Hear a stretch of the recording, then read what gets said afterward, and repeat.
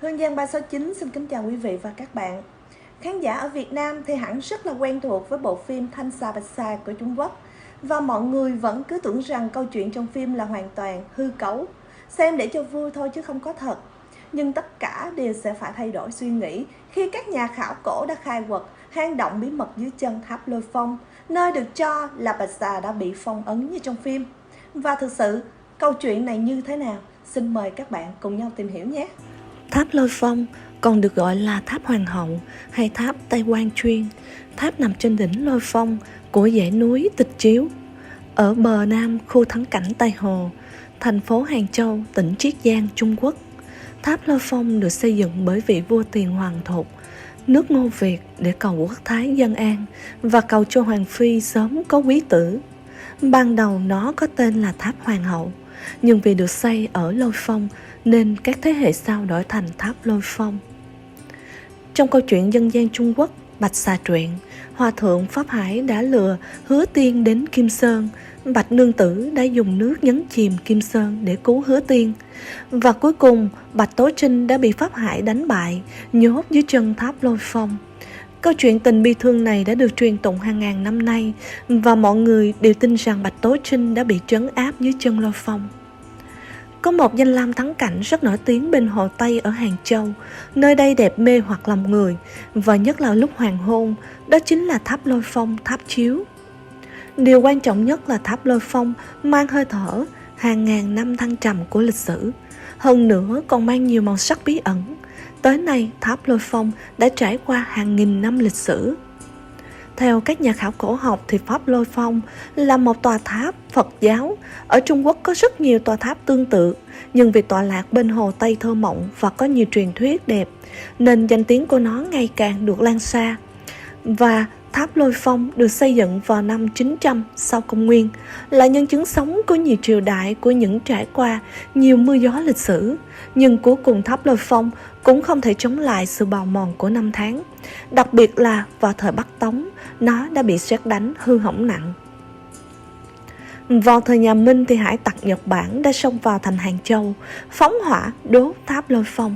Sau vụ cháy thì tháp Lôi Phong không bị sụp đổ hoàn toàn, nhưng cũng chỉ còn lại một số bức tường vỡ nát. Và sau đó tháp được người dân xây dựng lại.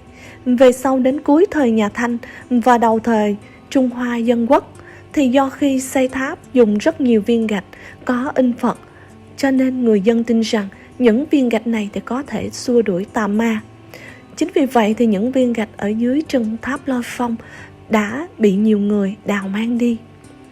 Vào ngày 25 tháng 9 năm 1924 thì tháp Lôi Phong sừng sững có tuổi đời hàng nghìn năm đã bị sụp đổ. Và sau khi sụp đổ thì mọi người vô cùng sửng sốt và phát hiện ra có một cung điện ngầm dưới tháp Lôi Phong. Và họ tin rằng đây là bằng chứng về sự tồn tại của Bạch Nương Tử, nên mọi người lũ lượt kéo đến dưới chân tháp Lôi Phong thắp hương cầu nguyện. Trong quá trình tái thiết Hàng Châu vào năm 2001, vì cần phải xây dựng phần móng nên khi khai quật phía bên dưới của tháp Lôi Phong, người ta đã thấy một tảng đá khổng lồ nặng 750 kg bịt chặt lối vào cung điện ngầm dưới tháp Lôi Phong. Mọi người thì ai cũng ngỡ ngàng. Những cuộc khai quật khảo cổ học sau đó đã khiến những bí mật che giấu hàng nghìn năm lần lượt tái hiện. Lật tảng đá ra thì người ta đã phát hiện một hộp sọ xá lợi làm bằng sắt nổi bật nằm ở trung tâm của cung điện dưới lòng đất và nặng hơn 200 kg.